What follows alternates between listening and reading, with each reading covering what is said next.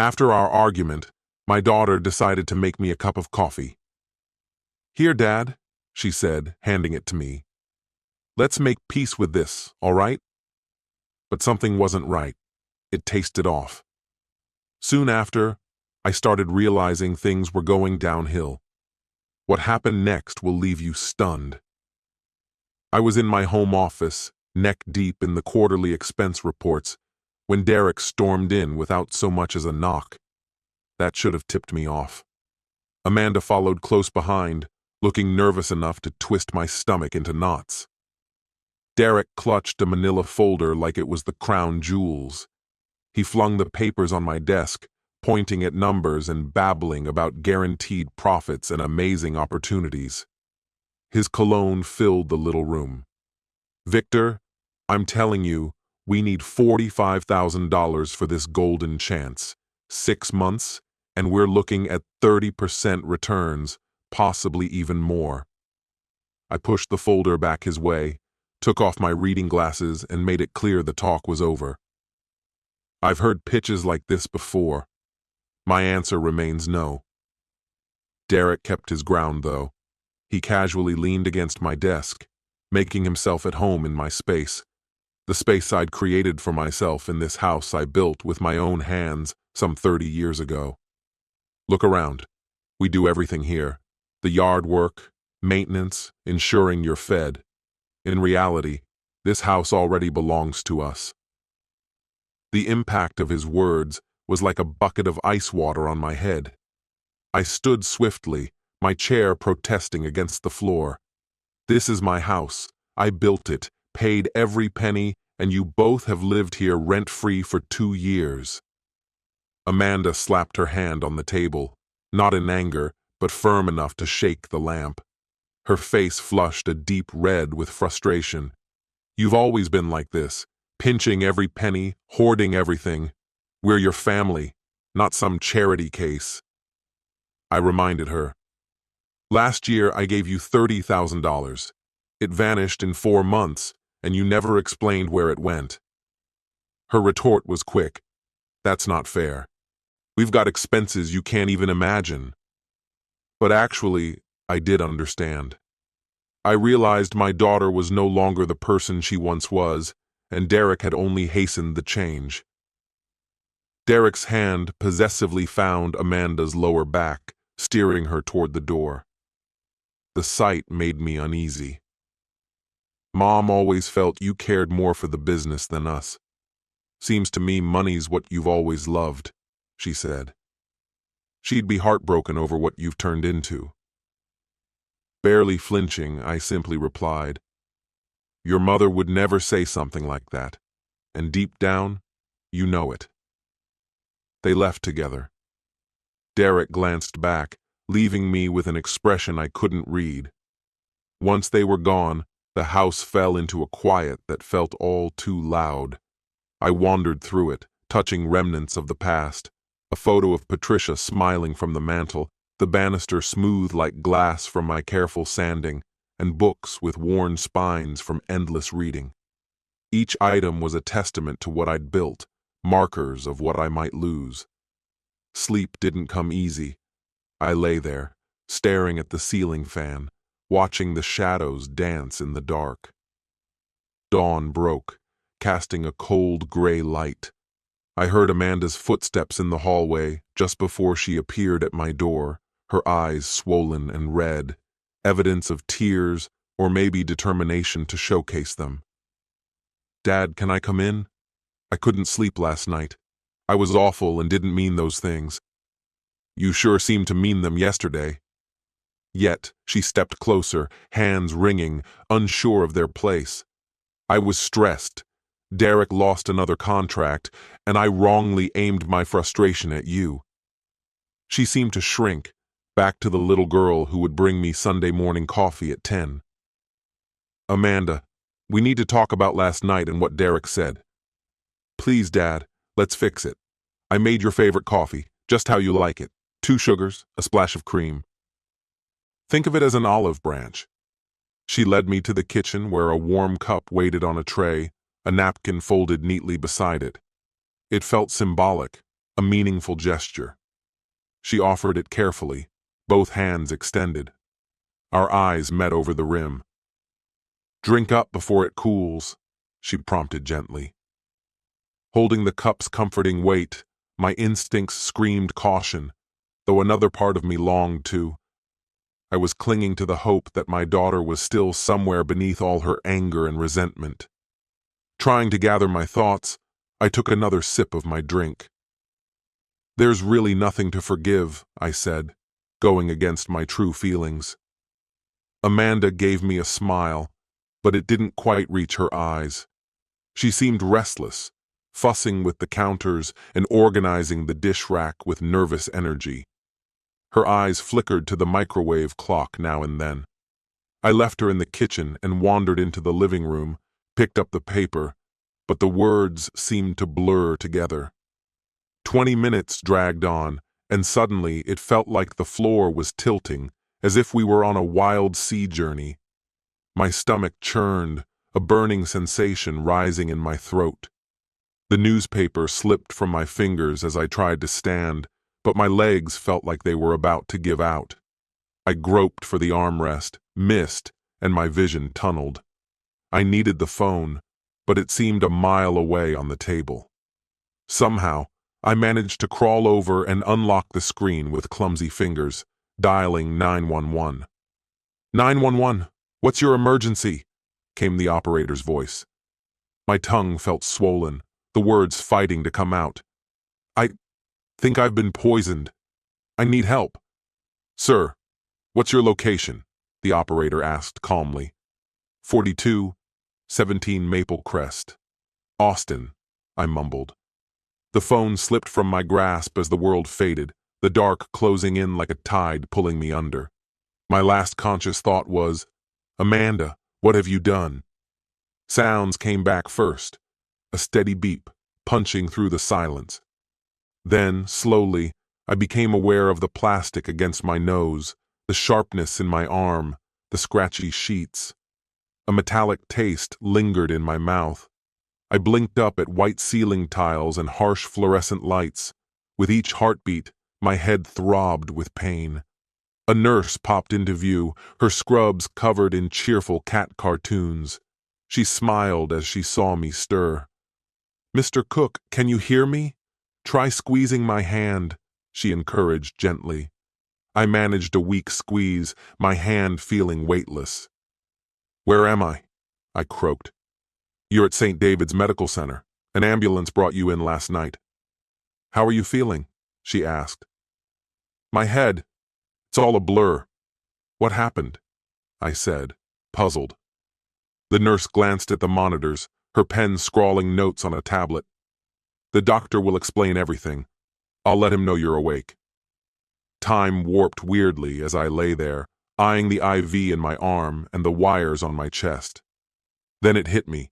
The coffee, Amanda watching as I drank it, the room spinning, the panicked call. Dr. Mitchell finally arrived, his face marked with concern that now made me uneasy, my heart rate picking up. "Mr. Cook, we need to talk about what occurred," he started, pointing out things on his tablet filled with data and medical lingo that went over my head. His pen tapped a line. "Your blood work came back troubling. I have to ask, did you take any sedatives yesterday? Sleeping pills? Maybe something for anxiety?"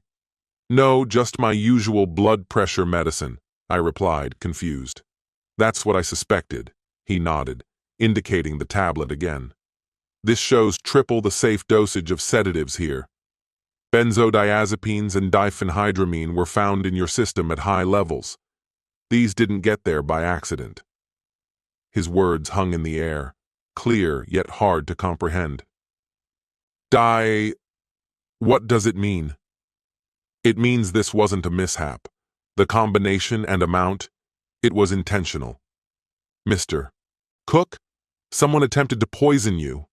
I gripped the sheet tightly, eyes shut, replaying Amanda handing me the coffee, that smile that never reached her eyes, her frequent glances at the clock. My jaw clenched painfully. That's crazy. Who would do something like this?" A suspicion gnawed at me. Dr. Mitchell noticed my expression and took a guess. "Do you have any idea who might have done this?" he asked, his tone steady but caring. The hospital had to report any suspected poisoning cases by the book. I couldn't speak. The words just caught in my throat. "How on earth do you tell a complete stranger that your own daughter might have tried to kill you?" Dr. Mitchell watched me, empathy filling his eyes. "Family?" he gently probed. All I managed was a nod. "It's our duty to report this. It's a serious offense. Please just give me a bit more time. I need to be absolutely sure." Dr. Mitchell was convinced someone was out to murder Mr. Cook, even if Mr. Cook himself begged for a little more time to sort his thoughts. The doctor scrolled through his tablet, documenting every detail, from events timing to their very discussion. "If you change your mind or if anything new surfaces," he cautioned, letting the warning hang in the air. "You're lucky you phoned 911 when you did. 15 more minutes at your age and with your blood pressure. Well, you know." Mr. Cook got it. He should have been a goner. Alone with his thoughts, he stared at the ceiling, counting tiles and trying to wrap his mind around why his daughter, his only child, might want him gone. Was it the house, the insurance cash, or had Derek gotten in her head, making her think it was a fix to their issues? His anger wasn't a burning rage, but an icy, sharp knife. Later, Amanda burst into the room in a flood of emotion. She grabbed his hand, tears streaming down her cheeks. "Dad, I came as soon as I heard. Are you okay? What did the doctors tell you?" Mr. Cook pretended to be confused and exhausted. "I'm all right, Amanda, just baffled by everything. You fainted. I found you and called 911. Her grip tightened slightly, which just confirmed his suspicions. Derek, lurking behind her, glanced at the monitors and charts in the room. "Victor, have they figured out what went wrong? Was it a reaction to your medication? We've got to ensure this doesn't happen again." Mr. Cook studied Derek tightly before responding. "No, nothing specific. Just got to take it easy for a while." When he mentioned food, Amanda's hold on his hand tensed again. Derek shot a look at her, and something clicked. "This is my fault," Amanda insisted. "If I hadn't been so upset, this probably would have never happened." He assured her it wasn't her doing, even though saying it left a bitter taste in his mouth. "But it is. I've been awful. Can you forgive me?" Once more he assured her. Derek added, "The main thing is you're okay now. You'll be back home soon. We'll take care of you." Something about Derek's words made Mr. Cook's skin crawl. They lingered a while longer, Amanda desperate yet seemingly relieved, Derek playing the part of the attentive husband. Alone, Mr. Cook sat up, his apparent feebleness just for show. He swiftly jotted down notes on his phone. Amanda, slight hand tremor, palms sweaty at mention of food, Derek questioning diagnosis. It was clear now they underestimated him. When the nurse left, he asked for his tablet.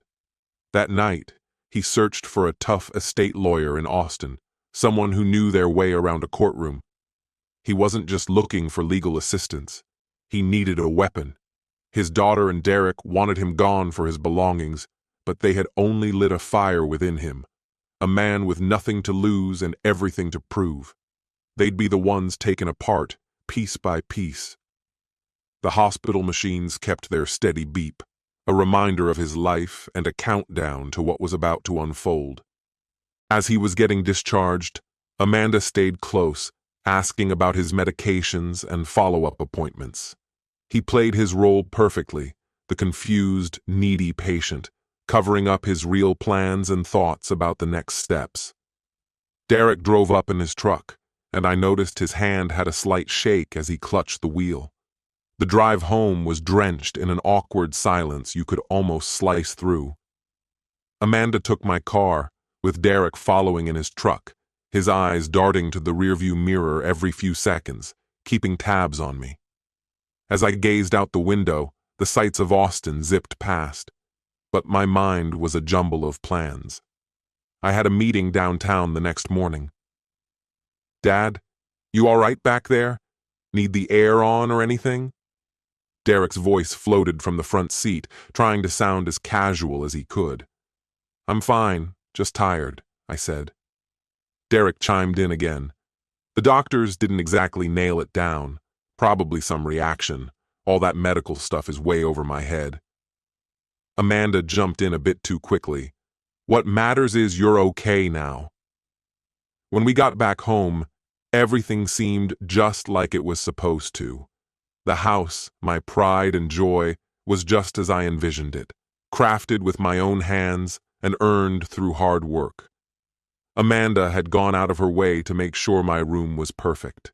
Clean sheets, a fresh batch of flowers on the bedside table, and a water pitcher with droplets trickling down. She showed her caring side by fussing over me, urging me to get some sleep, even bringing me lunch on a tray with a neatly folded napkin. Derek dropped by a few times, but his smiles seemed fake, never really reaching his eyes. I thanked them softly, as best as I could manage, then watched them head out. Through the closed door, I could make out their voices drifting up from downstairs, muffled yet charged with urgency. I couldn't make out the words, but the tone spoke of fear, tension, and something more calculated. I held out till morning.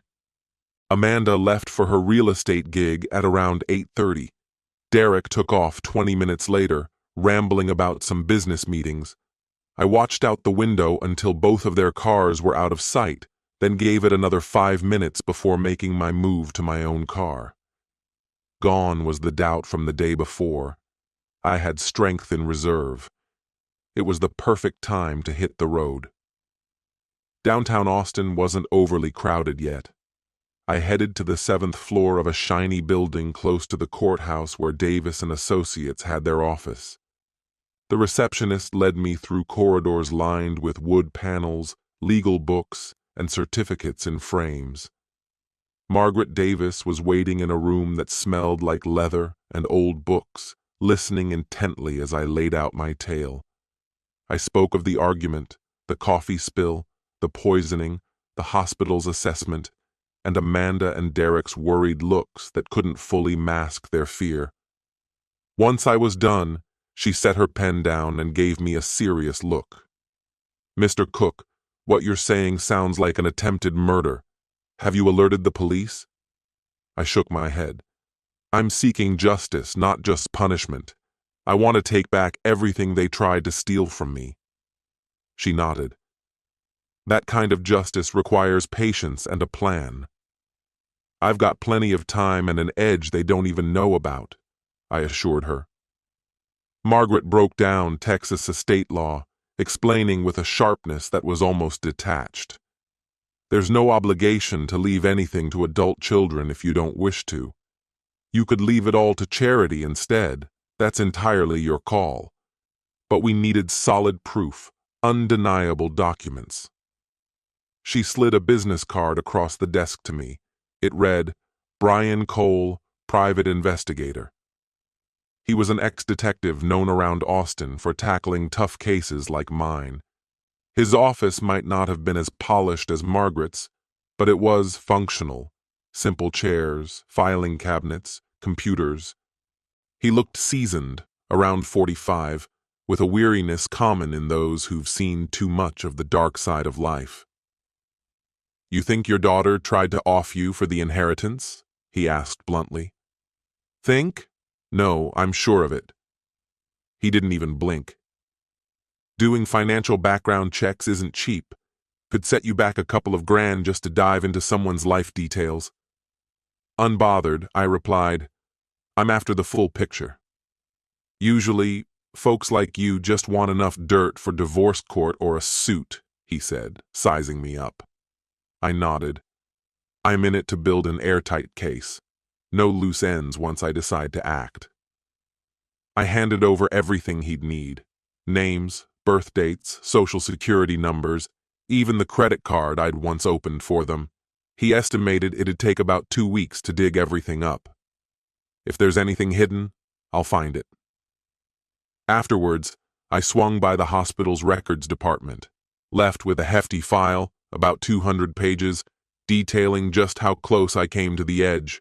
Toxicology reports, doctor's notes, lab results, they all spelled it out. Dr. Mitchell had written it plainly.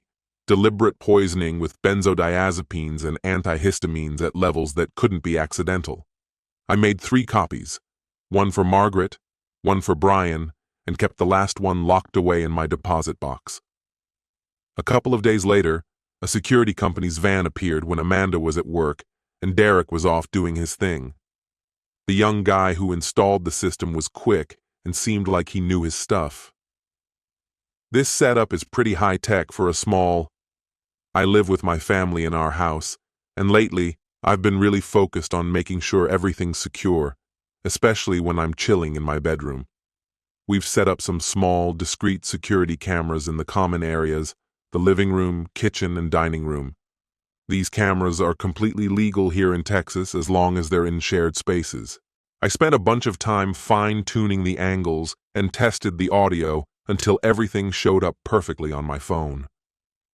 That night, I lay in bed watching the security feed. I saw Derek pacing the kitchen, every so often slamming his fist on the counter. At the same time, Amanda sat at the dining table with her head in her hands. I couldn't hear everything, but I picked up enough. If he knows, it's too late now. We need that money. Those bits confirmed what I'd already been worried about. Just 10 days after Derek joined the team, I got a call from Brian. He sounded all business. "Victor," he said, "the numbers are worse than expected. Your total debt is creeping up to $200,000. I quickly grabbed a notepad. "Break it down for me," I said. "Derek's got $95,000 in failed business loans and $48,000 in credit card debt. He also borrowed $37,000 from private lenders at an 18% interest rate. Amanda's sitting at $32,000 in credit card debt, too. Their monthly payments are about $4,000 more than their joint income." "How are they even keeping up with the minimum payments?" I asked. Brian replied, "They really aren't. 3 accounts are overdue, and they're using one credit card to pay another. It's the classic debt spiral. I need all your evidence, the documents, everything." That night, I got a secure email with a detailed financial report. I spread the sheets on my desk, highlighting key figures. 95,000, 48,000, 18% interest. It was a bleak tale of desperation, people drowning in debt who saw me not as family, but as a ticket out of their mess. They weren't trying to get rid of me out of spite. They saw no other way. With the house valued at $850,000 along with my savings and assets, I was their salvation. Alive, I was just in their way. My heart didn't break. It hardened into something colder. It was clarity, determination, resolve. Around 9 p.m., Amanda knocked quietly on my door. "Dad, need anything? Should I bring you dinner?" she asked.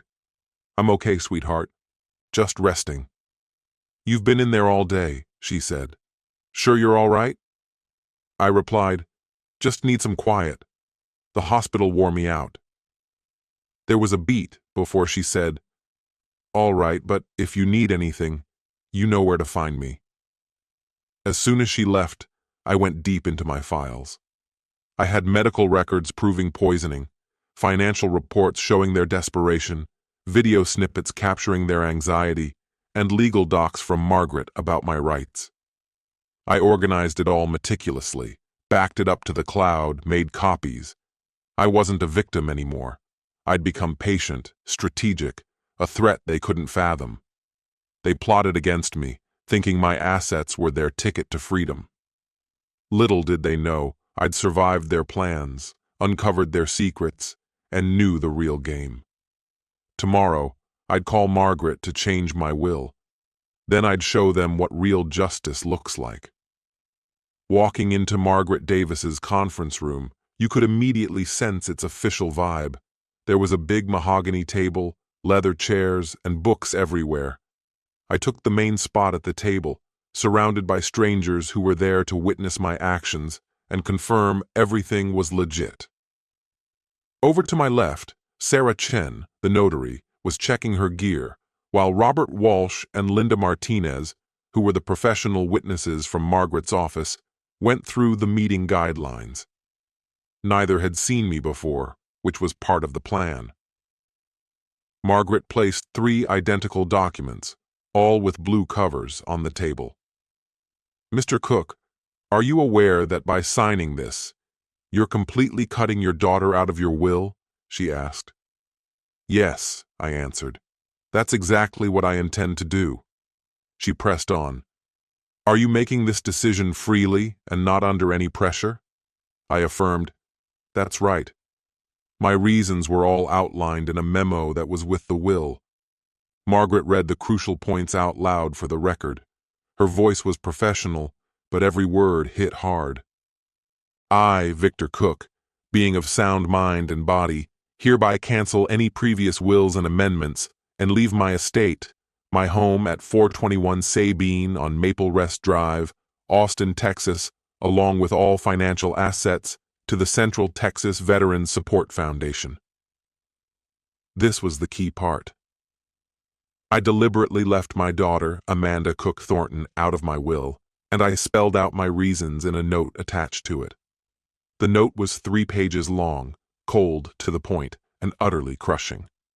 It spelled out our fights over money, Amanda's constant pressure to meet up for coffee, my trip to the hospital, and the toxicology report that said I'd been drugged with a cocktail of benzos and antihistamines.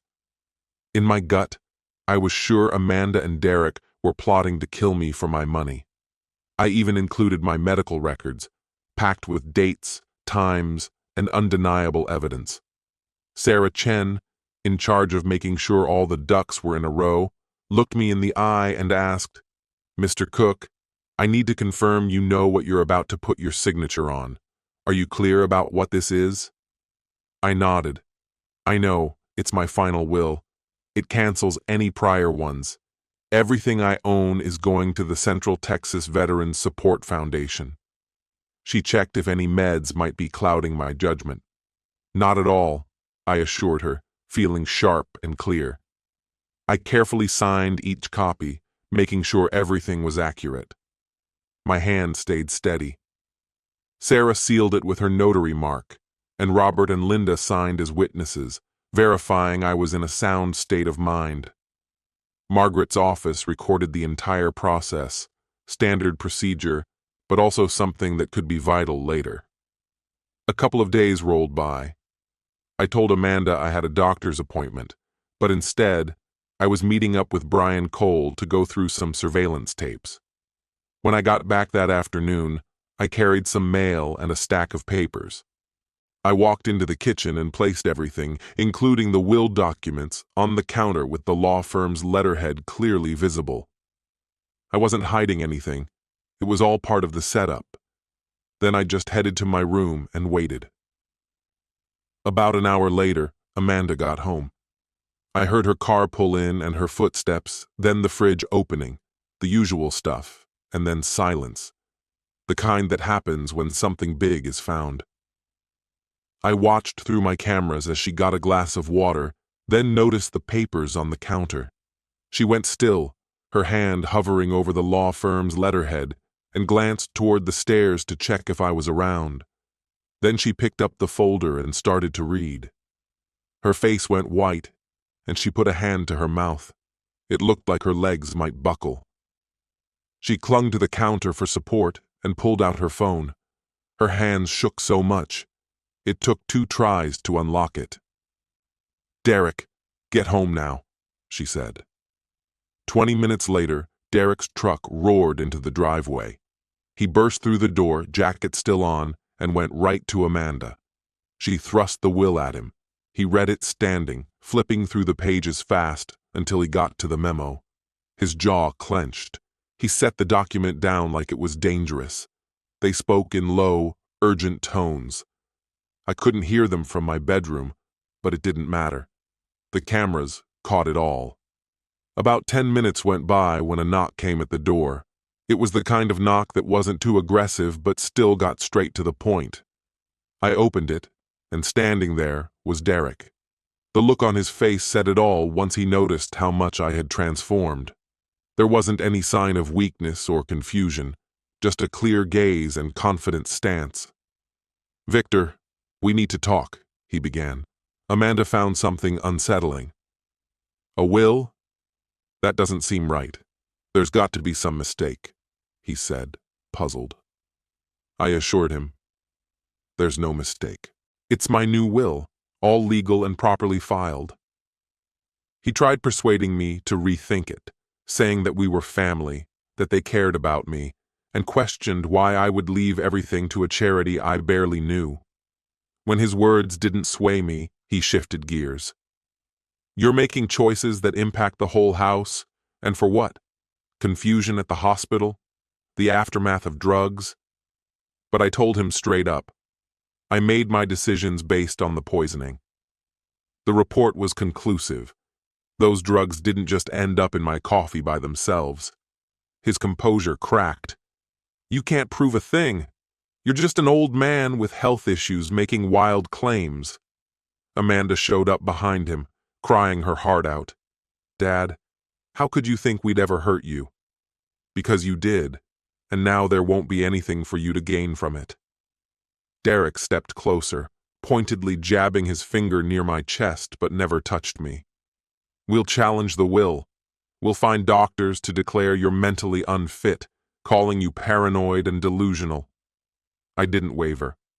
"Go ahead, try. I've got evidence you're not aware of. I've got paperwork you can't even imagine. And I have time."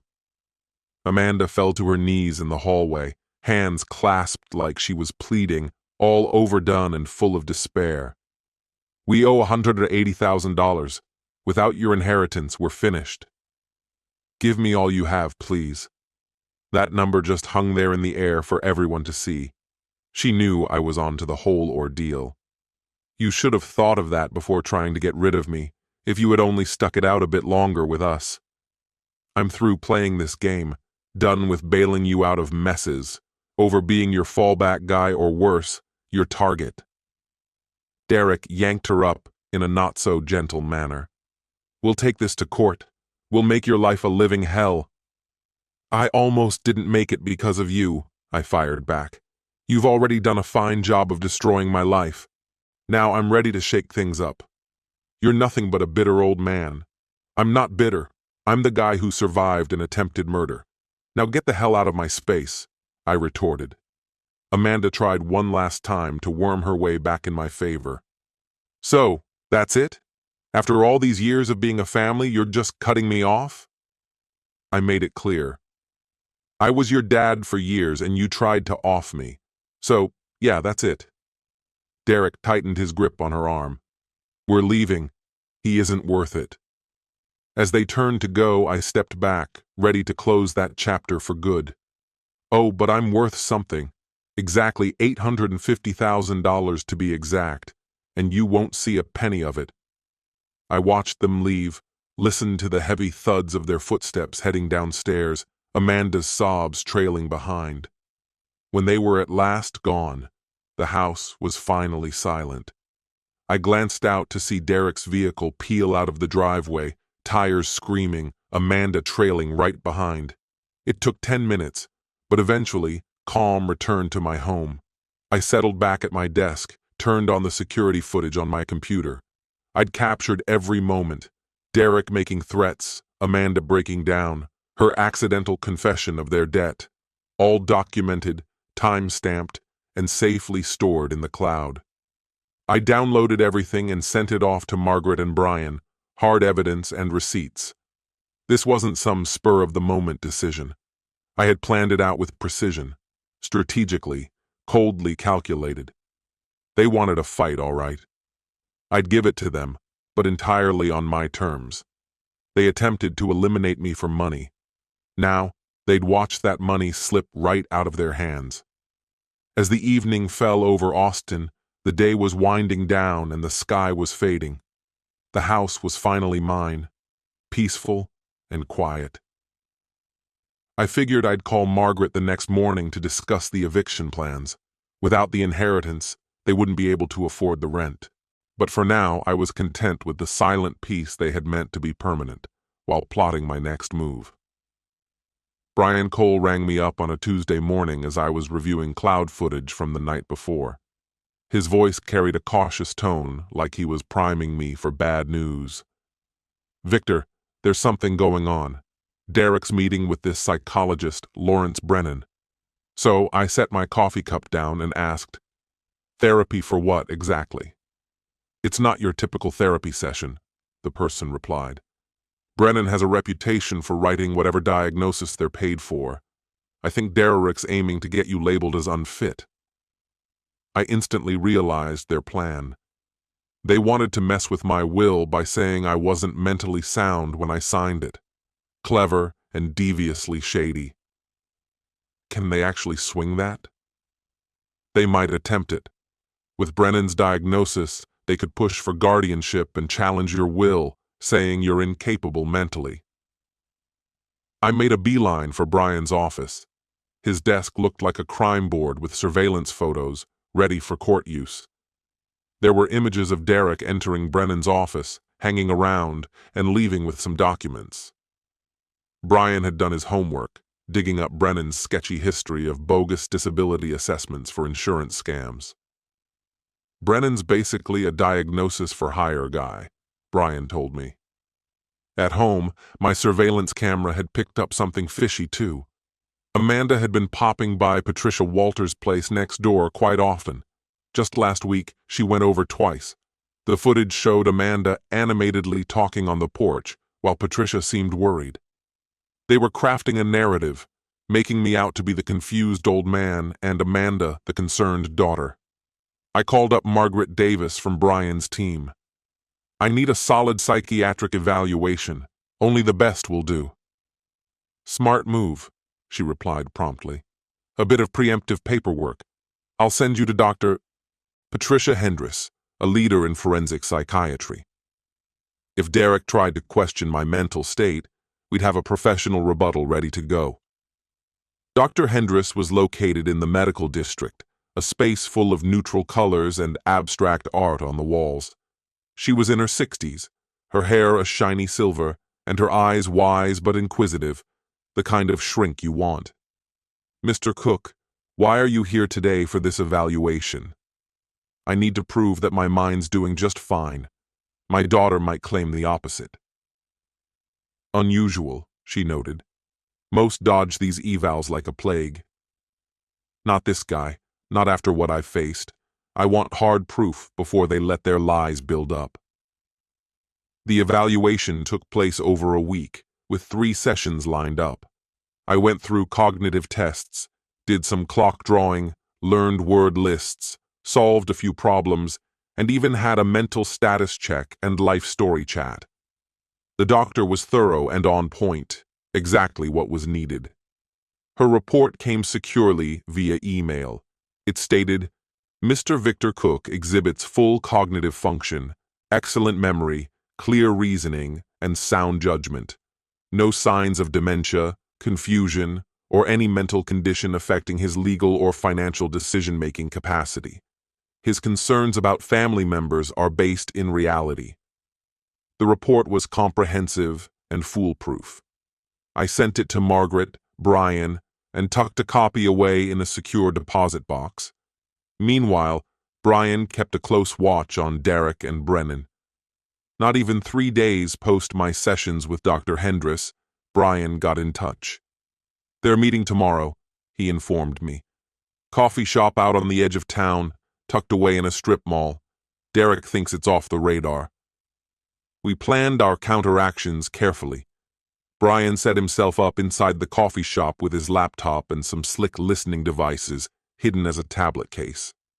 Lucky for us, Texas laws only need one-party consent for recording. I gave the go-ahead. I parked where I had a clear view through the window. Derek arrived first and chose a booth at the back. Brennan showed up about 5 minutes later, looking every bit the guy who's been morally compromised for too long. They ordered coffees, trying to blend in.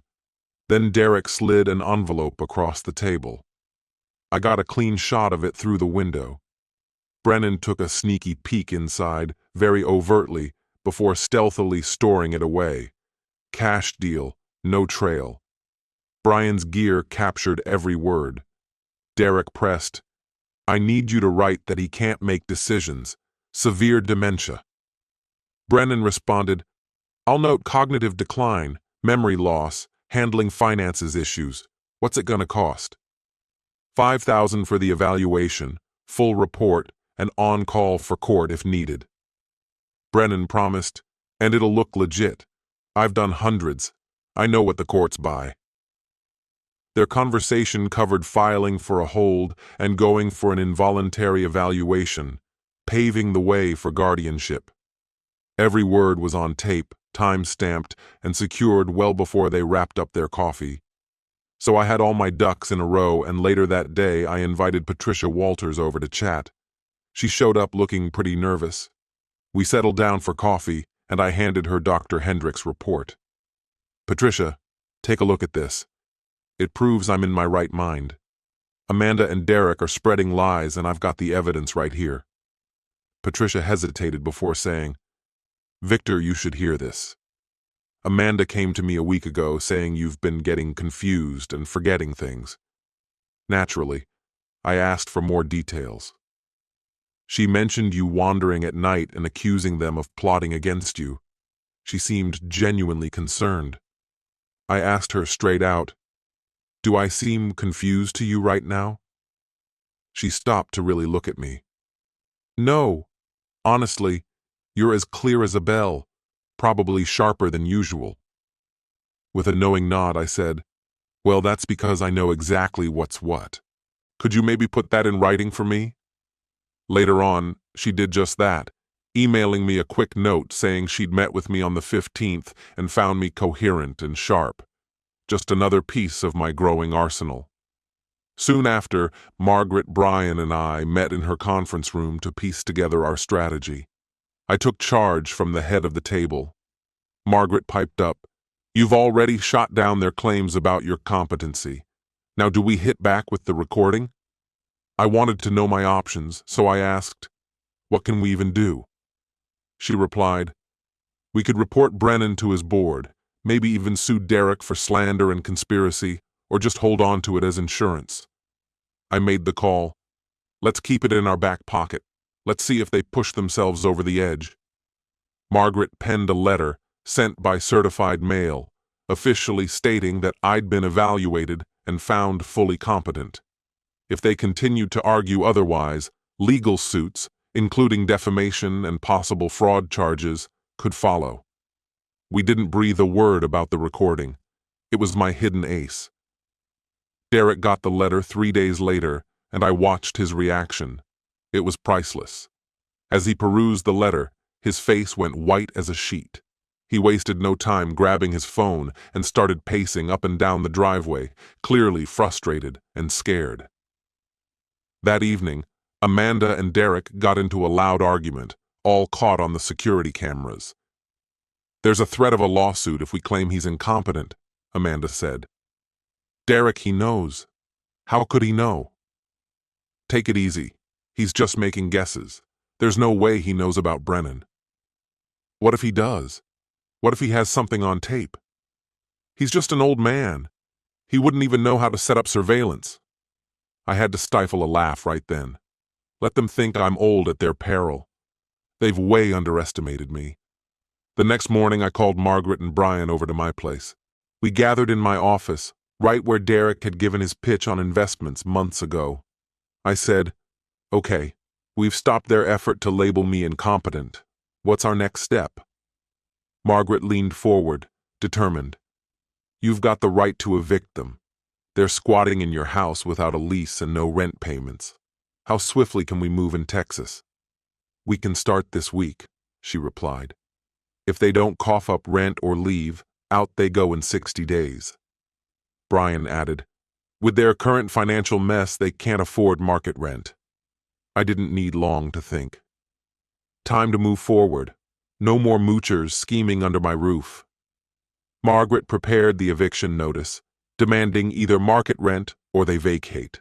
Rent set at $2,800 a month due in 10 days, or else eviction. I signed it, and Margaret had it filed by that afternoon. Our counter move was in play. Now it was just a matter of time. We ended up in Travis County Justice Court before long. The place was all business, plain walls, harsh lighting, and that typical, emotionless judicial vibe. Margaret and I sat at the plaintiff's table. On the other side, Amanda and Derek were there with their lawyer, Laura Brennan, who looked like she was already bracing for a loss. When Judge Maria Torres entered the courtroom, we all stood to show our respect. She examined the case thoughtfully. Margaret presented our evidence. The deed indicating I solely owned the property, proof that Amanda and Derek had no signed lease, a certified mail receipt confirming they'd been notified about the demand for market rate rent and their unwillingness to pay or leave. Laura Brennan made her argument saying, "Your Honor, this seems more like a family squabble disguised as a landlord-tenant issue. Mr. Cook is targeting his daughter due to personal motives." Judge Torres continued to focus on the paperwork, questioning, "Does Mr. Cook have full ownership of this property?" "Yes, Your Honor," I replied. "I finished paying for it 20 years ago." "And are Miss Thornton and Mr. Thornton residing there without any lease or rental agreement?" "That's right. They've been there for 2 years without contributing financially." "Do your clients hold a written lease?" Judge Torres asked Laura directly. "No, Your Honor," Laura admitted. "But has Mr. Cook accepted any rent payments before?" "Not once," I answered firmly. "Well, given these circumstances, he's perfectly entitled to demand rent now," Judge Torres stated. "The Texas Property Code clearly supports this." With firm strides, Judge Torres signed the order. Amanda and Derek were given 30 days to start paying the market rate rent of $2,800 a month, plus a $2,800 deposit, or to vacate the premises. If not, the sheriff would carry out their eviction. It took just 8 minutes to finalize this decision. Amanda began to cry. Derek's grip on the table grew so tight, his knuckles turned white. Leaving the courthouse, Derek attempted to confront us on the steps. Margaret moved to protect me, but I stopped, turning to face him deliberately. "Are you seriously kicking your own daughter out?" he accused. "You tried to ruin me," I replied. "Throwing you out is me being generous. Everyone will know what kind of father you are." "Tell them whatever you like," I responded calmly. "I've got plenty of evidence showing what kind of daughter you are." We regrouped in Margaret's office where Brian awaited us with a pile of financial intelligence reports. He spread them out on the table, detailing each creditor Derek owed money to. "They all think Derek has access to assets," Brian noted. "They believe your house is their safety net, or that they'll gain from an inheritance. But what happens when they learn the truth?" I instantly approved an information campaign. By the week's end, financial institutions throughout Texas were receiving manila envelopes. Inside were copies of the updated will, showing Amanda's disinheritance, the eviction court order, and public records showing Derek's total debt. Everything evidencing he had no claim to my estate. No threats, only facts. The onus was on the creditors to interpret what this meant for themselves. The first to take action was Robert Castellano. A private lender owed $37,000 by Derek. I was there observing as Derek picked up the phone. His demeanor quickly shifted from confident to worried. "Derek, we need to discuss your loan," the caller opened. Derek tried to assure him, "I'm good for it. You know that." But the voice on the other end was skeptical. "Really? Because I've just learned you're being evicted and your inheritance is null. What can you actually guarantee?" Derek attempted to explain, bringing up his father-in-law, But the caller was uninterested. "I don't care about your family drama. I care about my $37,000. You have a week." Derek was at his wit's end. He tried to secure personal loans, but he struck out completely. Even the lenders were aware of his problems and turned him away. He thought about putting loans under his wife Amanda's name, but her credit was equally terrible. Derek considered bankruptcy, but knew it wouldn't solve much. They'd still be without a roof over their heads. The financial burdens they faced were unbearable. Amanda was the first to crack under pressure. She showed up at my office one Thursday while Derek was elsewhere. She knocked softly at my door, and when I opened it, her eyes were fixed on the floor. "Dad, we've run out of options," she pleaded. "If you kick us out, we'll have nowhere but our car to live in." Trying to stay calm, I reminded her, "You tried to harm me. Why should I be concerned about your living situation?" Overcome with tears, she claimed it was all because of their debts, and that it was Derek's idea, arguing I'd die soon, so they were just speeding things up.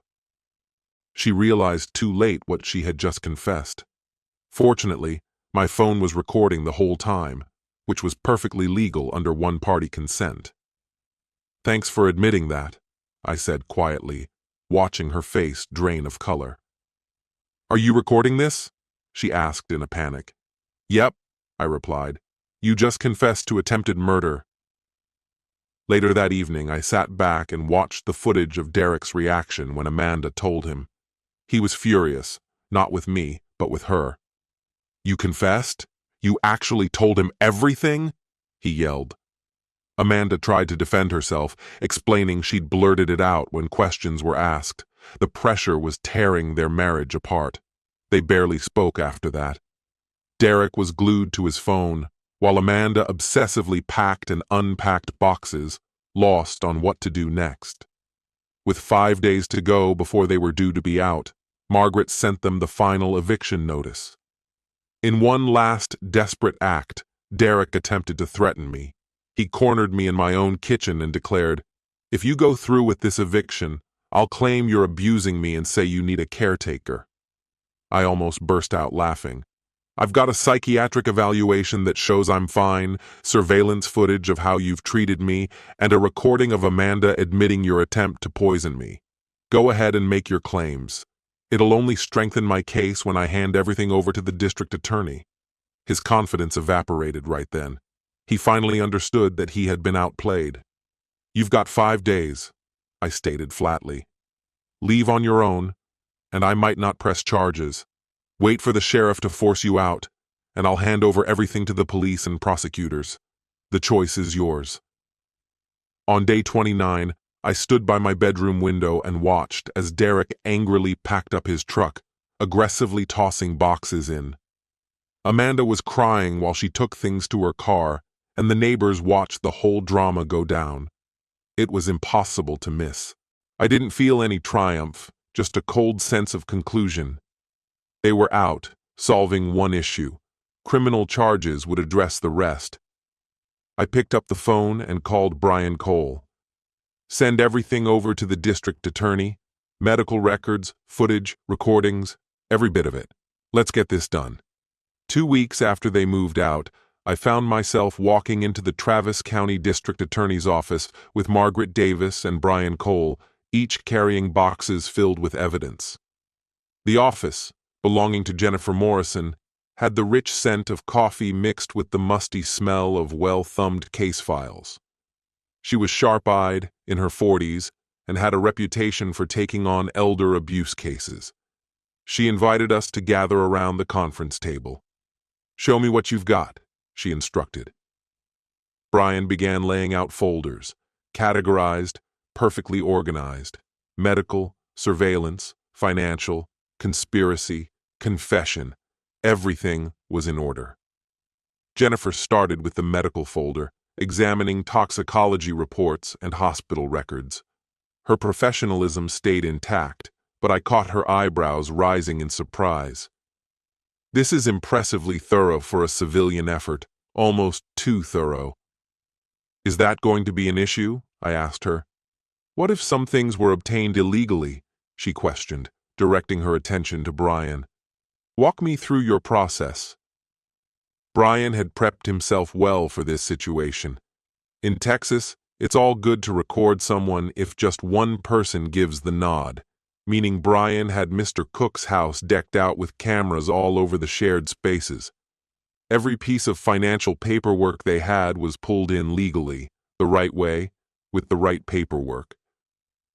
Jennifer spent a solid 20 minutes walking through the legal mumbo-jumbo of every bit they'd managed to gather.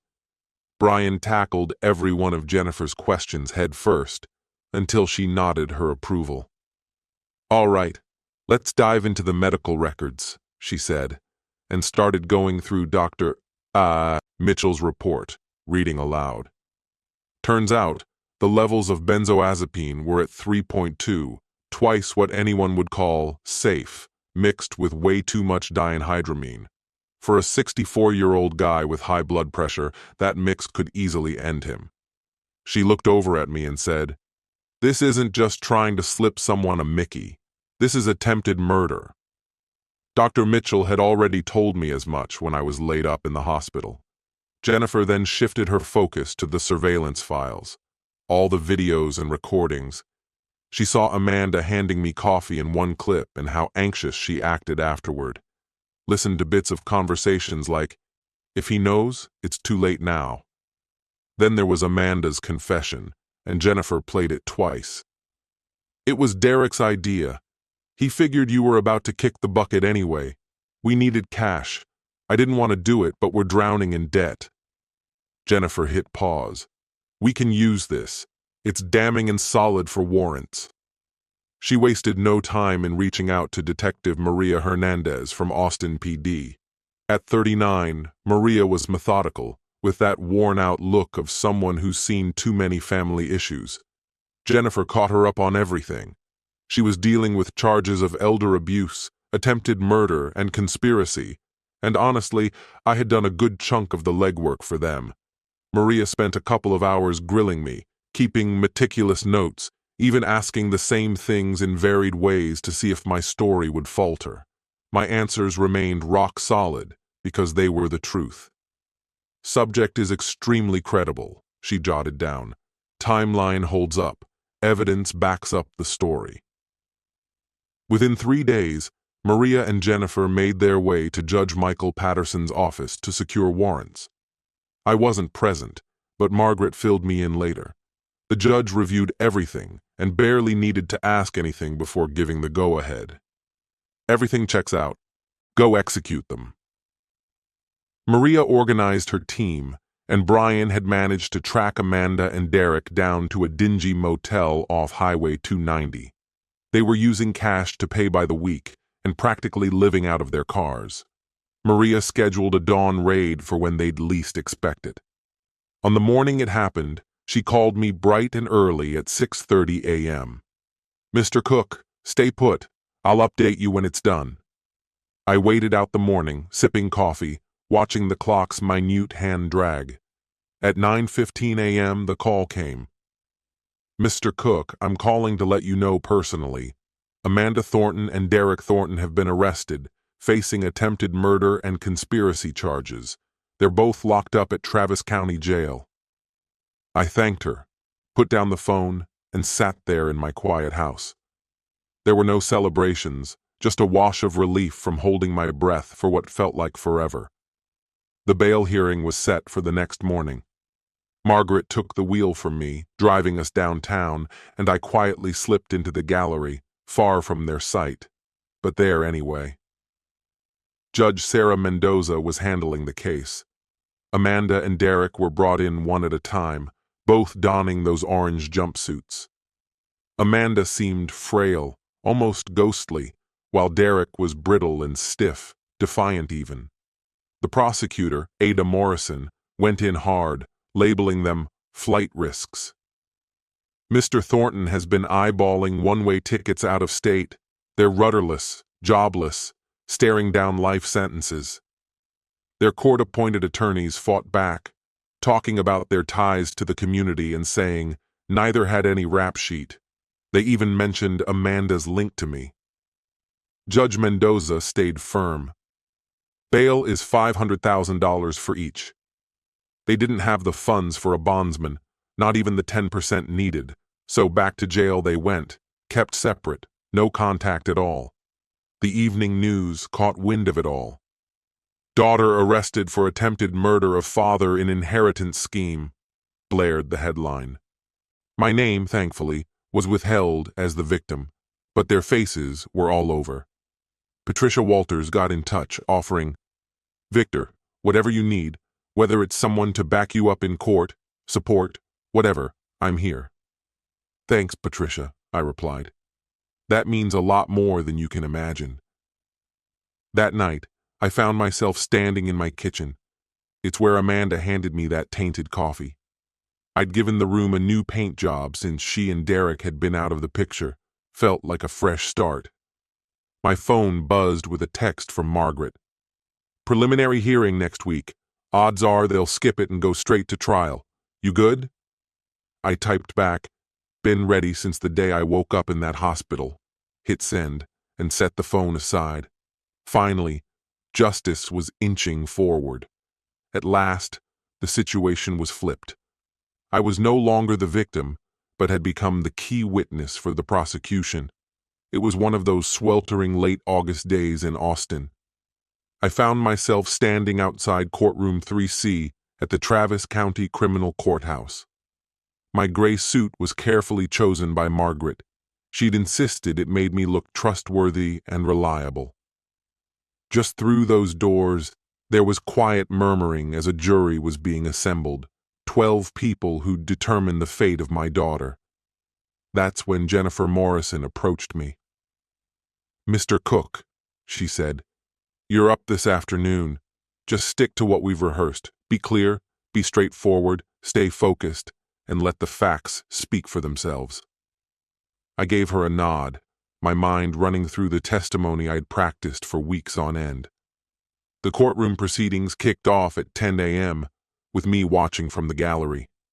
Jennifer stood up to address the jury, 7 women and 5 men, ages ranging from late 20s to early 70s. They were everyday individuals, teachers, engineers, store clerks, retirees. But they were about to step into a world far from ordinary. This case, Jennifer began, is about greed, desperation, and a shocking act of betrayal. We plan to show that Amanda Cook Thornton and Derek Thornton attempted to murder Victor Cook, Amanda's own father, with a lethal overdose of medication. And the motive? Inheritance. They couldn't wait for $850,000 along with the house. Jennifer moved closer to them, making eye contact with each juror. Victor Cook trusted his daughter completely. He let her live in his home, supported her, and she repaid him by poisoning his coffee. Over at the defense table, Amanda was in tears, while Derek stayed composed, jotting furiously in his notebook. On the other side was Robert Hayes, Amanda's public defender, who took a softer tack. My client made poor decisions driven by factors beyond her control, like mounting financial pressures and Derek Thornton's manipulative hold over her. But did she try to murder someone? This was a tragic accident, not premeditated. Derek's lawyer, Linda Vasquez, didn't hold back. Derek Thornton didn't do this. Evidence will demonstrate Amanda Cook Thornton acted on her own, and now she's casting blame to shield herself. The alliance between Amanda and Derek was splintering already. First to testify was Dr. James Mitchell. He presented the toxicology findings with precision. Benzodiazepine levels were obscenely high, with antihistamines reaching dangerous levels. Based on Mr. Cook's health, he asserted, this concoction was likely to be fatal. His survival was a stroke of luck, thanks to emergency intervention. Hayes tried to sow doubt during cross-examination. Couldn't this have been an accident? He questioned. The specific mix and quantities involved make that nearly impossible. This was deliberate, Dr. Mitchell insisted. Hayes couldn't sway him. Detective Maria Hernandez led the jury through the nitty-gritty of the investigation. A collection of photos of medicine bottles found at a motel, computer evidence of searches on benzodiazepine toxicity, and a breakdown of how the poison would take its toll, along with tidbits on Texas inheritance law. You could see some jurors leaning in, captivated. Brian Cole took the stand on surveillance matters. The defense questioned whether it was admissible. The judge was swift to respond. These cameras, installed in Mr. Cook's house's common areas, comply with Texas law, she ruled. Objection overruled. The footage rolled. There were Derek and Amanda in my kitchen, murmuring, "If he finds out, it's too late now." Amanda sobbed quietly, eyes downcast. Derek's expression was stoic, his jaw tight. Patricia Walters shared her observations of heated arguments, recounting Amanda's insistence that I'd gone senile, while Patricia maintained my mental clarity. And when Amanda's taped confession played, the room went silent. It was Derek's plan. He said your death was inevitable. We were drowning in debts. I was pushed into it. Her voice trembled with guilt and desperation. Derek glared daggers at Amanda from where he sat on the defense side. So, lunch wraps up and it's my cue. Up I go to the witness stand, right hand up. I swear to spill nothing but the truth. Jennifer guides me through the sequence. The argument, waking up, the notorious coffee cup. Amanda was persistent about me having a sip. Give it 20 minutes, and I'm teetering, hanging on to consciousness. Everything's spinning, but I managed to dial 911 right before I black out. Hayes gives it a shot, trying to tug at the jury's heartstrings.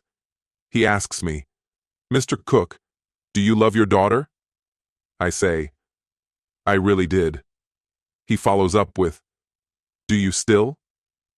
My answer? The daughter I thought I knew, sure. But the one who tried to poison me? I can't recognize her anymore. The prosecution aimed to paint me up as someone who's revenge-driven, messing with wills, or considering eviction. So I laid it out. Yes, I changed my will after learning she was out to poison me. This isn't vengeance. It's about self-preservation. Vasquez pushed further. "So you hired somebody to spy on my client, didn't you?" I clarified, saying that after knocking on death's door, hiring security felt necessary. It wasn't like spying, I emphasize. It was about staying alive. Amanda, against attorney advice, jumps on the stand. Tears rolling, she apologizes, saying she never meant her dad any harm. "I love my father. Harm wasn't my intention. Yes, I did slip sleeping pills in his coffee. That's it." But Jennifer, the ever-determined prosecutor, wasn't buying it. During cross-examination, she grilled Amanda. "Sleeping pills, you say? Then why do your online searches include fatal doses and combinations?" Amanda tried to brush it off as curiosity, but it didn't fly well. Up next was Derek, denying everything, tossing blame entirely on Amanda. Yet Jennifer swung back, playing an incriminating audio of Derek discussing fake assessments with Dr. Brennan, leaving the jurors skeptical. When closing arguments rolled in, Jennifer came in strong, stating, "They plotted to off a 64-year-old man for his money. The only reason he's alive is that Victor Cook managed to call for help. Regret came only when their game plan crumbled. This was no family mishap. It was a blatant attempt at murder or cashing in." After what felt like forever, but was really 7 fraught hours, the jury came back. I cling to my seat at the courthouse, Margaret steady by my side until they summon us back. Tension mounts as the verdict waits. Amanda, visibly trembling, Derek motionless. The jury foreman, clearly uneasy, starts. "In the case of the state of Texas versus Amanda Cook Thornton, count 1, attempted murder, the verdict is guilty." Amanda collapses as her lawyer supports her. "Count 2, conspiracy to commit murder, we find the defendant guilty." Derek remains cold, his face a mask. The judge thanks the jury and schedules the sentencing for 2 weeks later. Amanda throws me an apologetic glance as she's led away. I nodded back, not as forgiveness, but as mutual acknowledgement. Outside, Margaret wants to know what I felt. To be honest, it was like catching a breath of fresh air. Yes, sentencing loomed, but the big news? Guilty as charged. Fast forward 2 weeks. I'm back in court for sentencing. The setup's the same, yet everything's changed. Doubt's gone, only the jury's ruling prevails. Amanda and Derek make their entrance, shackled, visibly drained by the ordeal. Amanda looked older, and Derek just stood there with a stern, unrelenting jaw. Judge Morrison recaps the whole saga, then moves to the sentencing. Rachel Chen, the probation officer, lays out her findings, highlighting Amanda's remorse against Derek's stubborn denial, hinting at his chronic mishandling of finances. Suggestions were made: a lighter punishment for Amanda, a tougher one for Derek. Jennifer, the state attorney, pressed firmly. We're talking cold-blooded murderer here, a senior citizen offed for money by family. Their research into lethal doses and genuine remorse being scarce say it all. Urging for Amanda's sentence to hit 15 years, and Derek's 18. Amanda's lawyer asked the court to go easy on her, pointing out her clean record, money troubles, and claiming Derek had a huge influence on her, noting all that she had already lost. On the other hand, Derek's lawyer stumbled a bit, downplaying Derek's role by suggesting he wasn't the mastermind, but just helped Amanda a little. It was a feeble argument, especially with those recordings blatantly accusing Derek. Judge Morrison invited me to speak, and I went up there without anything prepared. I started with, "Your Honor, I drank that coffee my daughter gave me because I trusted her," I continued. "It's natural for parents to trust their kids, and breaking that trust, that's what they exploited. A weak spot, not just to steal from me, but to nearly kill me. I held on to the podium, not out of fear, but to stay steady. A bit of luck and being quick on my feet is what saved me. They didn't feel bad for what they did until they got caught. They even tried to ruin my reputation and make me look insane. This wasn't some spur-of-the-moment thing. It was planned and carried out with such attention to detail." I paused, took a deep breath, and faced the judge directly. I wasn't after revenge. I wanted a just penalty for what they attempted. The price they were willing to pay was my life. When Amanda got her chance to speak, she stood there trembling, tears streaming down her face. "Your Honor, I'm really sorry. Sorry to my father, to this court, to everyone I've harmed. I acted out of desperation and stupidity. I made an awful mistake. I know asking for forgiveness is a lot, but I wish my dad knew I did love him, even though my actions destroyed everything between us." Then Derek had his turn. Despite his attorney nudging him to express remorse, he didn't budge. "Your Honor, I believe I honestly wasn't aware of any poisoning. I've been found guilty based on flimsy evidence and lies my wife told." Judge Morrison's face grew serious. Derek only dug himself in deeper. The judge took a moment, sifting through the papers carefully. Finally, he spoke to both of them. "I've considered everything said here. This was an attempted murder, planned in advance, targeting a vulnerable older man for money, which makes it all the more sinister due to broken family trust." He looked at Amanda first. "Amanda Cook Thornton, you're sentenced to 12 years in the Texas Department of Criminal Justice. You can apply for parole after serving half of your sentence. You'll also need to repay Victor Cook $125,000. Amanda broke down on the spot, needing her lawyer's support to steady her. Then he addressed Derek. "Derek Thornton, you orchestrated this scheme. Your lack of remorse indicates you're a real threat. You'll serve 15 years, eligible for parole after 2/3 of your term, and must also compensate Victor Cook $125,000. The gavel sealed their fate with a resounding thud. Both were taken into custody, soon to be transferred to a state facility. Court was adjourned. The officers moved in. Amanda glanced back at me, silently mouthing, "I'm sorry." I met her eyes and nodded, a gesture of acknowledgement, not forgiveness. Derek just faced forward, not glancing back as they took him away. Outside the courtroom, Jennifer Morrison came over to shake my hand. "Today, justice was served, Mr. Cook. I hope this brings you some peace."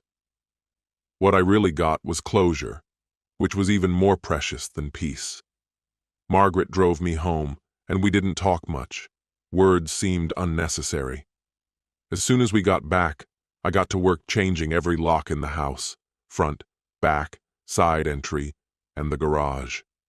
Each turn of the key in the new lock felt like I was sealing away the past.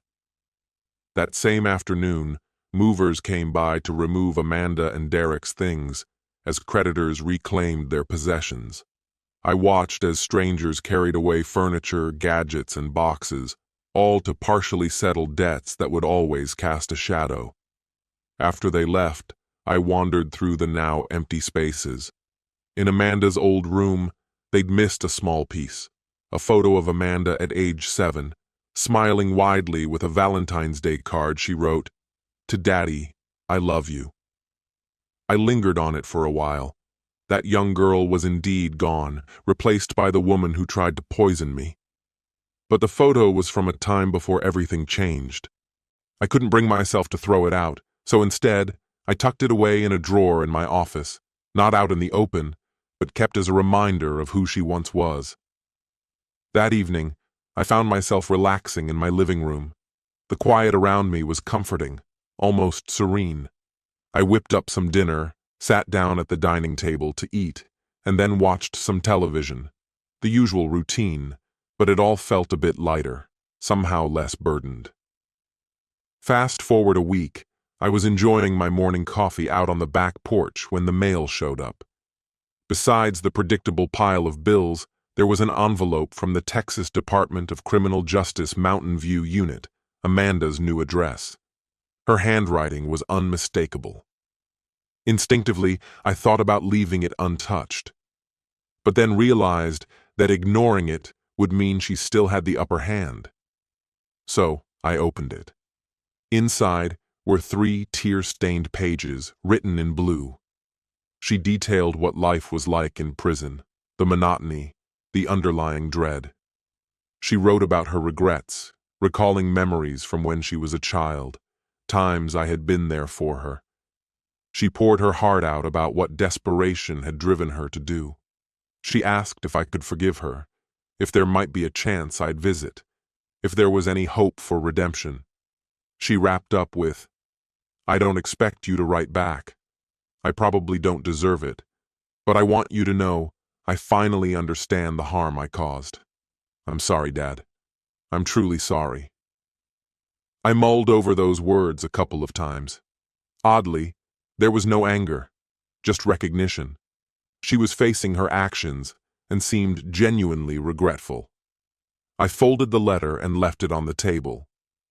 Later on, I had arranged to meet Margaret for lunch at a cozy downtown restaurant. As we settled into a quiet corner booth, I handed her the letter. She read through it and then asked, "So, what are you planning to do?" I confessed I was conflicted. Part of me wanted to forgive her, while the other part couldn't fathom how to do that. Margaret said, "You don't have to make a single choice. You can acknowledge her regret without brushing aside what happened. You can sympathize with her plight without forgetting she caused it." We then shifted the conversation to the house. I was seriously contemplating selling it. The memories were too overwhelming. Every room was filled with echoes of the past. She wondered where I might head next. "Perhaps somewhere smaller," I said. "I just didn't need all that space anymore." That afternoon, I dropped by the Central Texas Veteran Support Foundation's office. It had a modest feel, its walls covered in thank you notes from veterans. Sarah Martinez, who managed the place, welcomed me with warmth. I expressed my intention not to wait too long to make a difference. I was considering selling the house and donating a major portion to launch a new project aiding elder abuse and family violence survivors, folks like myself, who needed help to start anew. Sarah was clearly touched. "Mr. Cook, we could set up a fund in your name to assist dozens of families." The following day, Tom Bradford, a realtor, visited to evaluate the house. We discussed its market value and how fast it might sell. "This place is really lovely," he noted. It was indeed lovely, and it could be a wonderful home for someone else. He also showed me a few condos. The third one seemed ideal, 200 square feet on the 10th floor, with a view overlooking downtown Austin. It was practical and secure, no gardens to maintain, and most importantly, free of old memories. Right then and there, I decided, told him to make an offer. That night, with Amanda's letter in hand, I sat down at my desk and began crafting a response, all on a single page. "Amanda, I received your letter. I believe you're genuinely sorry. But I also believe some hurts can't be undone. I'm not ready to visit, and maybe I never will be. But I acknowledge that you're dealing with your actions. I hope you use this time to become a better person than the one who tried to poison me. That's all I can offer right now." I sealed the letter and sent it to Mountain View Unit.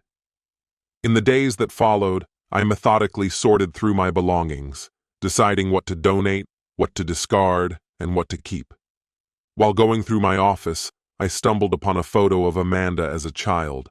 I stared at it for what felt like ages, at that joyful 7-year-old with a wide smile. I carefully put it in a frame, packed it away with the things that mattered, not for display, but to keep safe. That little girl was real. She was loving and innocent once. What happened later couldn't erase who she once was. Patricia Walters, my neighbor, invited me over for dinner the other day. I almost turned her down, but in the end, I decided to go. Much to my surprise, the night turned out to be really enjoyable. The neighbors were friendly and acted just like they always had, which made me realize I'd been so wrapped up in seeking justice that I hadn't been living my life. Moving ahead, I understood, was all about making little connections, having the usual daily chats, and trying to get back to some regular sort of life. 2 weeks after Amanda's letter landed in my hands, I got a call from Sarah Martinez, who had great news for me. "Victor, the board has signed off on the fund. It's going to be called the Victor Cook Elder Justice Fund. Your donation will be used to give victims access to legal help, housing, and counseling." For the first time in what felt like ages, I had a sense of purpose. It wasn't fueled by revenge. It was something positive. On a late September evening, I sat on my porch one final time as the owner of the house. It was September 28th. The sale was about to go through. I was in the process of buying a condo, and the details of the donation to the foundation were being finalized. I had sent a straightforward and honest letter back to Amanda, making no false promises. I'd finally made my peace with everything. It wasn't forgiveness, but more like acceptance. They tried to take my life, but I survived. They faced justice, and I took back control of my life. I thought back to the events of the past 8 months, the poisoning, the investigation, the trial, the quest for justice, and everything that followed. With Amanda and Derek now in prison, my house was on the market. I was looking forward to moving into my new condo, and I was ready to jump into the charity work ahead. I didn't feel happy in the simple way you might think of as happy. It was more a feeling of everything finally falling into place. I had a coffee cup in my hand, almost empty, and it was made without a second thought. I got up, took a walk inside, rinsed the cup, and turned off the lights. Tomorrow was going to be about meeting the movers, starting to pack for the new place, and taking another step in my journey. But for tonight, I was just I was alive, not defined as a victim or driven by revenge, just as someone who wouldn't let an attempted murder define his story. I closed the back door, locked it with a new key, and headed to bed. The house was quiet. The future was unknown, but it was ready and waiting for me, and that was enough.